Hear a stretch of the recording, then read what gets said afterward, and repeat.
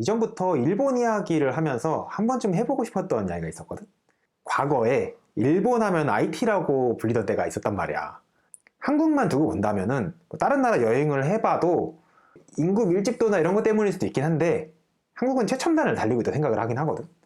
더더욱 일본이랑 비교를 해보고 싶은 거야. 어떤 사람은 한적한 시골에서 살고 싶은 사람이 있고 어떤 사람은 복잡해도 빌딩 숲에서 살고 싶은 사람들이 있단 말이야. 나는 둘 중에서 좀 후자에 가까워. 그게 내가 일하는 분야랑 관련이 있어서기도 한데 북적북적해도 몸이 편한 생활하는 걸 좋아하긴 하니까. 워홀 준비를 할 때 자소서를 써야 되잖아.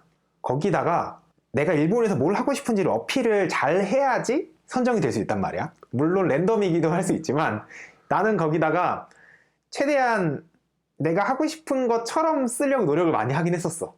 그리고 일본에서 보니까 최대한 좋은 말을 좀 써줘야 되잖아. 일반적인 일본의 고정관념 같은 거, 일본 하면 IT가 좋다, 그럼 IT 선진국이다, 이런 말들을 많이 적어가지고 내가 지금 IT 쪽 일을 하고 있으니까 일본의 IT 기술력을 체험을 해보고 싶다, 뭐 이렇게 좀 포장해가지고 적어준 거야. 포장을 조금이나 많이 해주셨는데요. 그렇게라도 해야지 뽑힐 수 있지 않을까라는 생각으로 좀 절실하게 적었었어.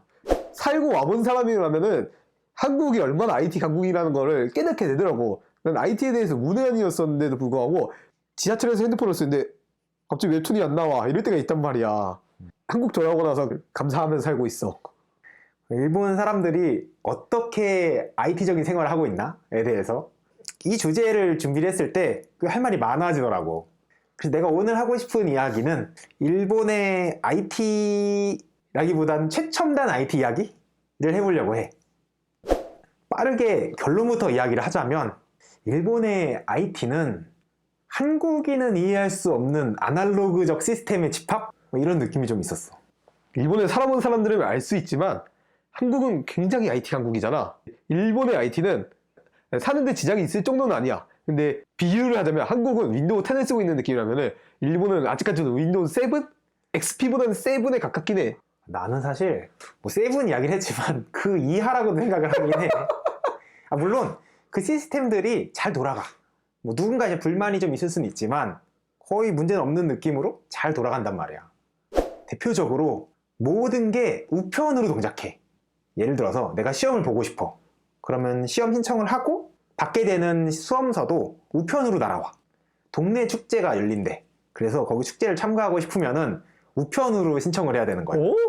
그래서 당첨이 되면은 신청을 했던 엽서를 다시 나한테 보내줘. 당첨되셨습니다 해가지고 도장을 찍어서. 그러면 그걸 가지고 가면은 참여할 자격이 있는 사람인 거지. 세금이나 이런 거를 내야 될 때 자동이체를 신청하는 게 있긴 있거든.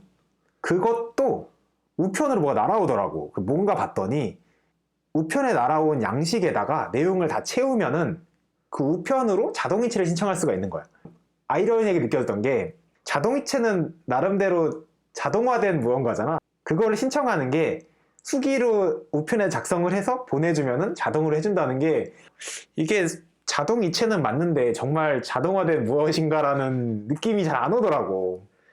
2020년 이제 여름쯤에 전 총리인 아베 씨가 용돈을 줬단 말이야. 근데 그 용돈을 받는 과정도 그랬어. 그걸 인터넷에서 신청을 하면은 우편이 날아오거든. 우편에다가 받는 이유 그런 것까지 상세하게 다 적어야 돼. 상세하게 다 적고 그거를 우편으로 보내줘야 돼. 보내주고 나면은 나중에 또 그게 신청이 완료되었습니다. 우편이 날아오고 나면은 내가 그때 적었던 계좌로 돈이 들어오는 거야. 한국에서는 이걸 상상할 수 없으니까 한국에서는 인터넷에서 처음부터 신청하면 끝이니까. 똑같은 걸 한국에서 한다 그러면은 내가 핸드폰 인증하고 신청하기 누르면 끝나는 그 과정들이 너무 복잡하게 돼 있더라고. 우편 관련된 에피소드 중에서 내가 제일 충격을 받았던 거는 NHK 신청을 하잖아. 그러면은 인터넷으로 NHK VOD를 볼 수가 있어. 그러려면 NHK 아이디가 필요하잖아. 그 아이디를 가입하는 절차가 있는데 일반적으로 생각을 하면은 내가 NHK 가입을 하고 내 정보가 전부 NHK한테 있으니까 휴대폰 번호나 이름 정도 넣고 본인 인증을 하면 될 것 같아. 하지만 그렇게 하지 않고 내가 NHK에 등록을 한 상태로 나 NHK VOD를 보고 싶어요 라고 신청을 하면은 내가 가입했던 주소로 우편이 와. 그 우편 안에 뭐가 있냐면은 내가 가입한 아이디에다가 적을 수 있는 코드가 있어. 그러면 그 코드를 내 아이디에 연결하는 거야. NHK에서 인증해준 코드로 내 아이디가 인증이 되는 거지. 뭐 하는 거야 그거? 하다못해 넷플릭스 이런 것도 가입하고 월정액 신청하면 끝이잖아. 더 놀라운 건 뭐냐면 우편이 바로 오는 게 아니잖아. 그러면 우편이 오기 전에 나는 VOD를 못 볼 거 아니야? 일단 가입을 하면 우편이 오는 일주 동안은 볼 수가 있어. 그냥 다 열어두는 거야. 그 의미가 있어? 그래서 일주일 안에 그 코드를 받아서 등록을 해야 된다 이렇게 되어 있는 거지. 아, 그 일주일 안에 등록을 안 하면 못 보게 된다? 앞에 나왔던 이야기들이 다 문제없이 동작해. 그런데 미묘하게 불편한 것들이 있는 거야 다. 꼭 그렇게 나쁜 것만 있는 건 아닌 게 개인적으로 전자기기 같은 제품을 구경하는 거 되게 좋아하거든. 그런 면에서는 일본이 최고의 나라야. 가전 양판점이라고 하잖아. 한국에는 뭐 하이마트나 전자랜드, 뭐 일렉트로마트 이런데 일본에서는 이 가전 양판점의 사이즈가 한국이랑 비교했을 때 훨씬 커.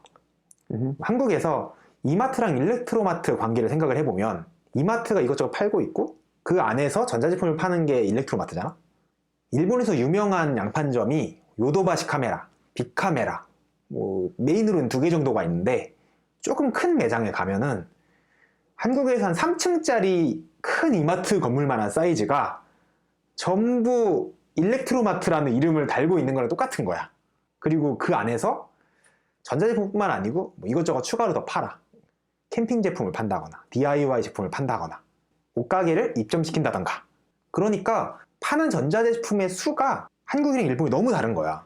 물론 너는 가봤으니까 알겠지만 그 큰 마트 하나를 다 전자제품만 판다고 생각을 해봐. 진짜 사소한 제품까지 다 진열해 놓거든. 뭐 한국 하이마트에서는 볼 수 없을 것 같은 것들은 계산기가 한 20종류 이렇게 쫙 깔려 있어. 전자사전도 쫙 깔려 있어. 망원경, 시계. 그래서 전자기기 느낌이 난다? 그러면은 거의 다 팔고 있어. 한국은 전자사전 같은 건 수요가 없어서 웬만한 데서는 찾기가 좀 힘들긴 하거든. 인터넷에만 팔고 있고. 일본은 그래도 전자제품이면 직접 가서 보고 사고 싶다 뭐 이런 게 있는 건지는 잘 모르겠는데 일단 전부 진열을 해놓긴 했었어. 사실 구경하는 입장에서는 엄청 재밌어. 한국에서는 잘 팔리는 제품 위주로 진열을 해놓고 나서 그 진열에 약간 최적화를 많이 시키는 느낌이 강한데 일본의 양판점들은 일단 웬만한 건 다 진열을 해놓고 그 안에서 뭐라도 하나 사가세요 이런 느낌이 강한 거야. 그래서 너가 아키바에서 피규어 구경하면 막 2-3시간은 금방 간다 그랬잖아. 나도 딱히 할 일이 없는 날에는 큰 요도바시나 빅카메라 가서 아이쇼핑하면서 구경하고 그러면은 시간이 진짜 금방 가더라고. 마지막으로 많은 사람들이 일본에 대해서 이야기를 할 때 일본은 카드를 안 쓴다, 현금만 쓴다 이렇게 이야기를 하잖아. 경험을 해보니까 그 말은 맞아. 여행을 갔을 때도 많이 느꼈던 부분이니까 내가 일본에서 살겠다라고 결정이 됐을 때 가장 먼저 한 게 동전 포켓이 달린 지갑을 사는 거였어. 무조건 동전이 생길 수밖에 없다 보니까 이거를 뭐 주머니 넣고 다니면 소리가 나고 어쩔 수 없이 불편할 수밖에 없어서 그 전부터 일본에 살고 있던 애들을 만나면은 지갑에 항상 동전 포켓이 달려있던 거야.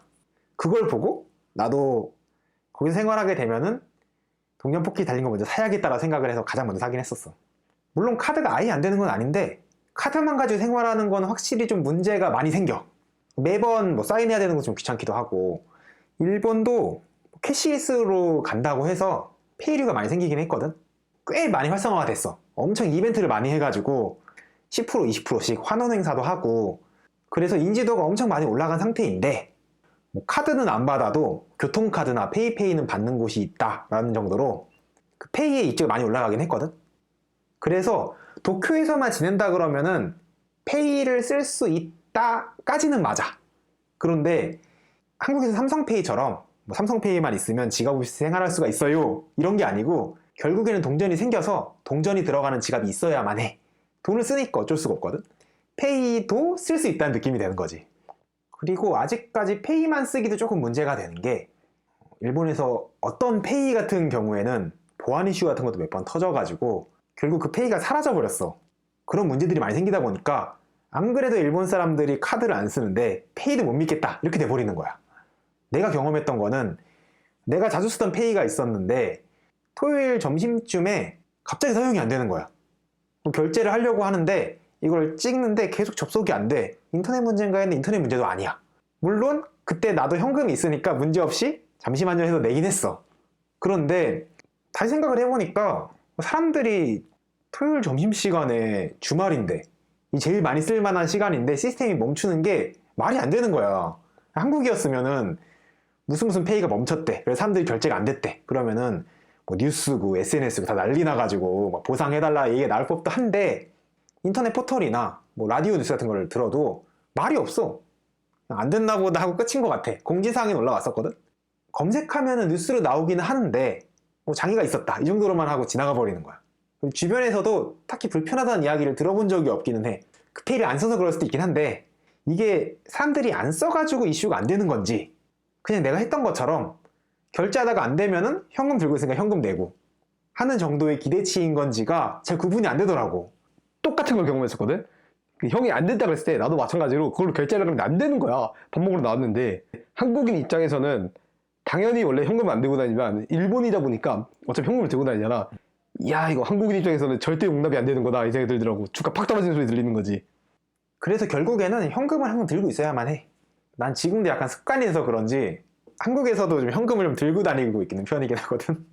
그래서 일본의 IT에 대해서 이야기를 할 때 일본이 너무 아날로그적이어가지고 생활하기 불편하다?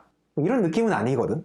직접 가서 경험을 해봤을 때 한국인 기준으로 봤을 때 얼마만큼 최첨단이냐라고 하면은 그거는 잘 모르겠는 느낌이 드는 거야. 첨단 기술이 없어서 불편하다? 이런 건 아니거든. 와이파이, 뭐 인터넷이 느려서 불편하다 이런 생활은 전혀 없어. 그렇지만 생활적으로 봤을 때 어느 정도 최첨단이냐라고 하면은 한국인으로서는 조금 불편할 수 있는 포인트들이 있지 않았을까? 라고 생각을 해. 어느 나라에서 살지를 결정하는 시점에서는 꽤 중요하게 느껴졌었어. 오늘 이야기한 것들이 가서 생활하면서 느끼지 않으면은 알 수 없는 것들이 꽤 많이 있긴 했었거든. 일본에서 그래도 어느 정도 살아보면서 이것저것 많은 경험이 됐다고는 생각을 해. 한국에서 사는 게 얼마나 최첨단 기술을 누리면서 살 수 있는 것인가를 다시 한번 느끼게 됐던 시간이었던 것 같아.